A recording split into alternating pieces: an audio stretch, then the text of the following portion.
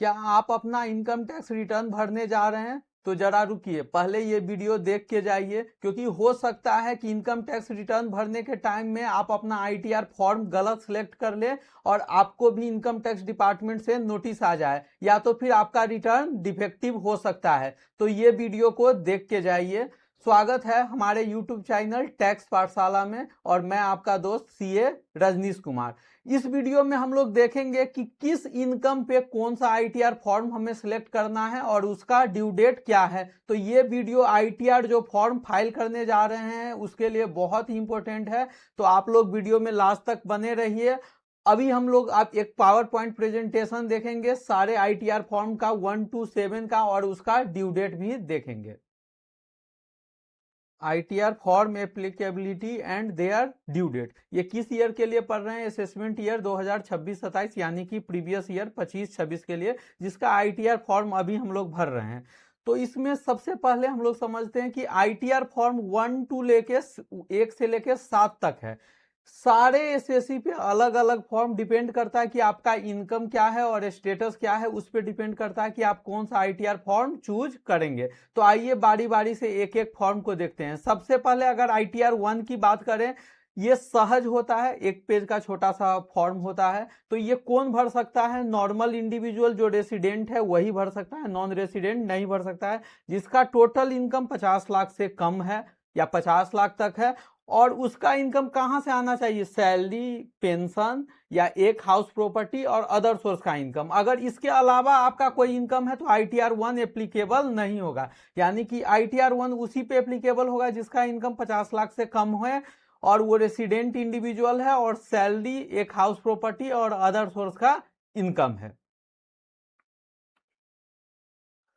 अगर आईटीआर 2 की बात करें तो इसको कौन भर सकता है? इंडिविजुअल एचयूएफ भर सकता है, चाहे रेसिडेंट है या फिर नॉन रेसिडेंट है, दोनों भर सकता है।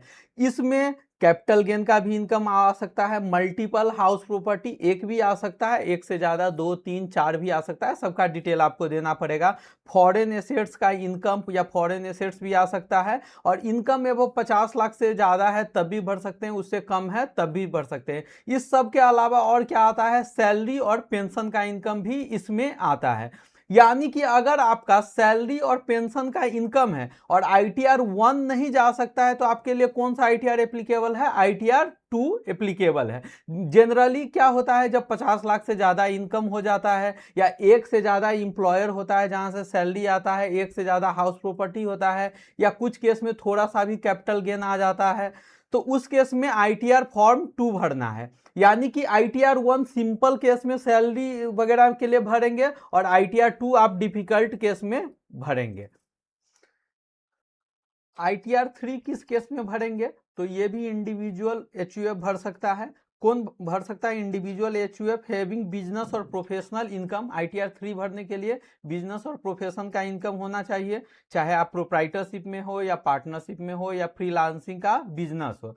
यानी कि आईटीआर 3 अगर देखें तो कौन भर सकता है? बिजनेस एंड प्रोफेशन से जिसका इनकम आता है। उसके अलावा और भी इनकम आ सकता है इसमें, जैसे सैलरी आ सकता है, हाउस प्रॉपर्टी आ सकता है, कैपिटल गेन आ सकता है, अदर सोर्स आ सकता है, ये सब आ सकता है। लेकिन अगर बिजनेस एंड प्रोफेशन भी उसके साथ है तो कौन सा जाएगा? आईटीआर 3 जाएगा। Most important ITR form, ITR 4 सुगम के केस में भरते हैं। आईटीआर 1 सहज था, आईटीआर 4 सुगम है। यानी कि ये दोनों फॉर्म आसान है और ये दोनों फॉर्म ज्यादातर सिचुएशन में जाता है।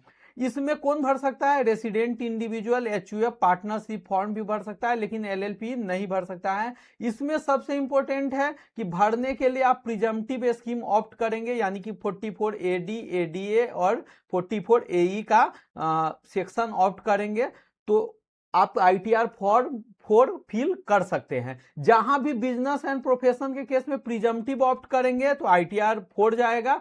लेकिन उसके साथ अगर प्रिजम्पटिव ऑप्ट कर रहे हैं, कैपिटल गेन वगैरह का इनकम है, फिर आईटीआर 3 आपको भरना पड़ जाएगा। लेकिन प्रिजम्पटिव है तब भी भरना पड़ जाएगा। और आईटीआर 3 नॉर्मल बिजनेस के केस में जाता है जिसका ऑडिट होता है, या फिर बुक्स ऑफ अकाउंट मेंटेन आप करते हैं, या और भी स्पेशल इनकम है जैसे डिविडेंड का इनकम है, लॉटरी का इनकम है, तो आईटीआर 3 जाता है। तो एक बार क्रक्स में देख लेते हैं। इंडिविजुअल एचयूएफ के लिए 1 से लेके 4 तक है, आईटीआर 1 से लेके 4 तक।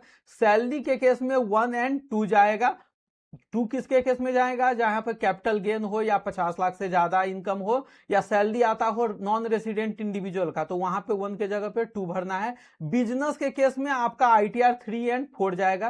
प्रिजम्पटिव के केस में आईटीआर 4 जाएगा एंड अदर देन प्रिजम्पटिव, यानी कि जहां पे ऑडिट होगा, बुक्स ऑफ अकाउंट मेंटेन होगा, तो वहां पे क्या जाएगा? आईटीआर 3 जाएगा। यानी कि 4 जहां पे नहीं भर सकते बिजनेस के केस में, वहां पे आईटीआर 4 भरेंगे। इंडिविजुअल एचयूएफ के लिए ये 4 ही फॉर्म है। नेक्स्ट आते हैं आईटीआर 5 पर। तो ये कौन भर सकता है? पार्टनरशिप फॉर्म भर सकता है, एलएलपी भर सकता है, एओपी, बीओआई भर सकता है, एजेपी भर सकता है, स्पेसिफाइड एंटिटी भर सकता है। इस सब के लिए कोई ऑप्शन नहीं है। कोई भी इनकम हो तो आईटीआर 5 ही भरेंगे। किसके केस में? पार्टनरशिप के फॉर्म के केस में, एलएलपी के केस में, एओपी, बीओआई के केस में आईटीआर 5 भरेंगे। आईटीआर 6 हम लोग कंपनी के केस में भरते हैं, लेकिन अदर देन सेक्शन 8 कंपनी, जो कंपनी इस सेक्शन 11 का एग्जेम्पशन क्लेम करती है वो आईटीआर 6 नहीं भरती है, वो 7 में जाती है। तो अगर आप कंपनी है और एग्जेम्पशन क्लेम नहीं करते हैं, यानी कि सेक्शन 8 कंपनी नहीं है, तो आप आईटीआर 6 भरेंगे। आईटीआर 7 ट्रस्ट, सोसाइटी जो एग्जेम्पशन क्लेम करते हैं वो भरते हैं। जिनका भी जैसे स्कूल वगैरह चल रहा है, ट्रस्ट का रजिस्ट्रेशन है, तो वो कौन सा भरेंगे? आईटीआर 7 भरेंगे। सेक्शन 8 कंपनी भी आईटीआर 7 भरेंगे। अब आते हैं हम लोग देखते हैं ड्यू डेट की बात। ये बहुत ही इंपॉर्टेंट है, इसमें कुछ चेंजेस भी है पिछले साल में, तो आराम से देखिएगा। आईटीआर 1 और 2 के केस में ड्यू डेट अभी 31 जुलाई है। 31 जुलाई तक आप नॉर्मल भर सकते हैं, उसके बाद आपको फाइन देके भरना पड़ेगा। 5 लाख से कम है तो 1000 फाइन, उससे ऊपर है तो 5000 का फाइन। ये कब तक आप भर सकते हैं?